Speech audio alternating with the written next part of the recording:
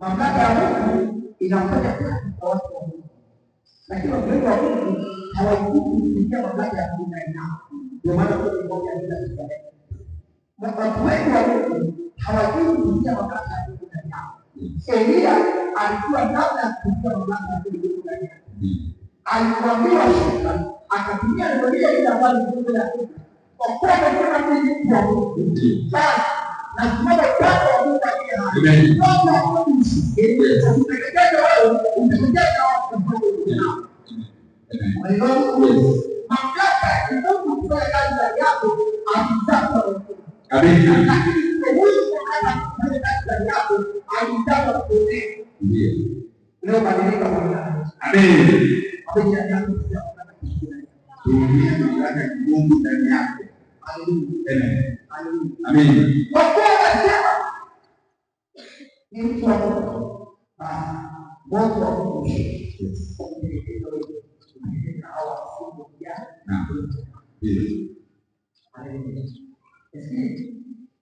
Baada ya wao kutegemea wakakuwa kabisa. Yes. Wakawa hivi kabisa. Yule mfano mkuu. Yes. Akatuma wengine. Akatuma tena akida wa 50 wengine. Akatuma tena akida wa 50 wengine. Watu walikuwa bila kuchoka kwa kile. Yes. Lakini bado kiburi cha mahali. Yes. Akatuma tena wengine. Alafu pamoja na msini wake wamwendee. Akajibu akamwambia, ewe mtu wa Mungu, Bwana anasema shuka upesi. Wapanda kuelekea. Wapia kuelekea kani. Akasema Bwana anasema shuka upesi. Shuka upesi.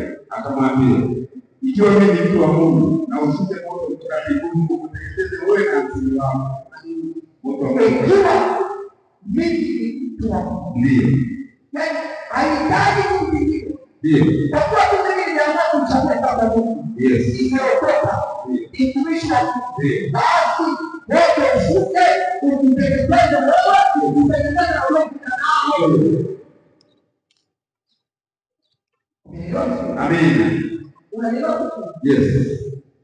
Maombi ya kuita ni maombi yanayokuwa na Bwana. Ikiwa haujamwamini Mungu, ukiomba maombi ya kuita. Amen. Ukiomba maombi ya kuita, kama haujamwamini Mungu, hiyo itakuwa inakuja.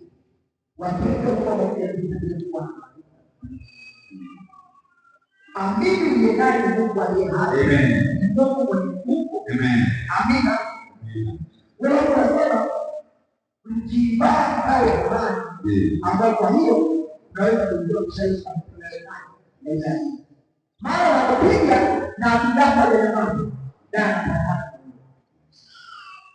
Kumbuka Elia akija ile mamlaka ndio wale watu walipitia walikamata kupeleka. Lakini alijua mamlaka alionayo. Akatumia mamlaka hiyo. Amen. Wale watu wa Bwana